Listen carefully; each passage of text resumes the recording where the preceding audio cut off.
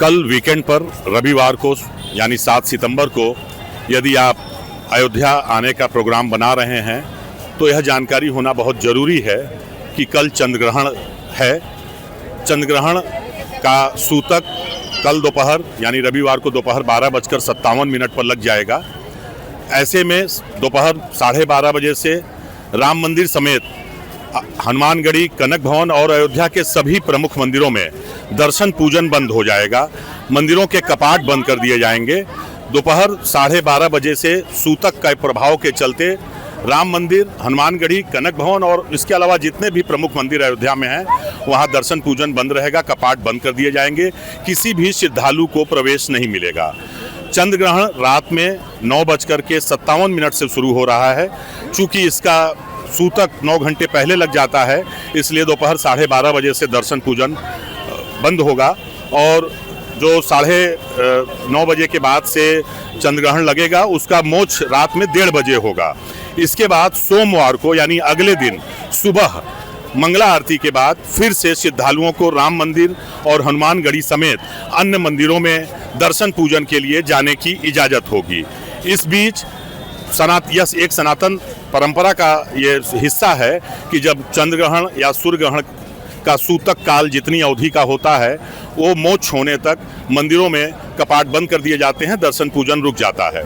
जब चंद्र ग्रहण रात 1:30 बजे समाप्त होगा उसके बाद मंदिरों में साफ सफाई की जाएगी, मंदिरों को धुला जाएगा और उसके बाद से मंगला आरती के बाद श्रद्धालुओं को प्रवेश दिया जाएगा। इसलिए यह जानना देश और दुनिया के राम भक्तों के लिए ज़रूरी है कि रविवार को पूरे दिन रामलला और हनुमानगढ़ी के दर्शन नहीं होंगे।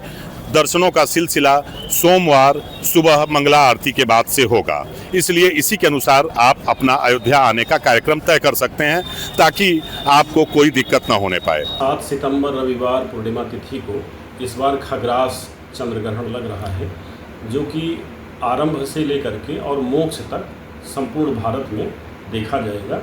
इसलिए इसके नियम का पालन भी सभी लोगों को करना चाहिए। चंद्र ग्रहण का जो सूतक है वो 9 घंटे पहले लगता है, तो रात्रि में कल 9:57 पर ग्रहण आरंभ हो जाएगा। इसलिए उसका जो सूतक है वो अपराह्न में दोपहर में 12:57 पर लग जाएगा। सूतक काल में जो बालक हैं, वृद्ध हैं, रोगी हैं या गर्भवती स्त्रियां हैं, इनको थोड़ा विशेष छूट दी गई है और बताया गया है कि ज़रूरत पड़ने पर यह पथ्याहार ले सकते हैं, अर्थात कुछ ग्रहण कर सकते हैं।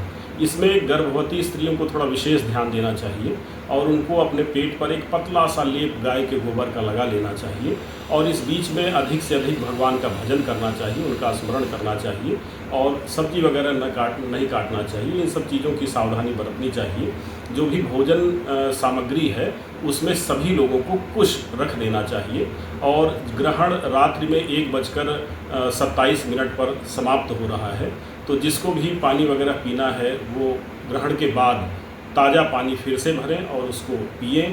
ग्रहण काल में जो सूतक लगता है, सूतक में बताया गया है कि यात्रा न किया जाए और भगवान का अधिक से अधिक भजन किया जाए, भोजन करने से बचने की बात की गई है।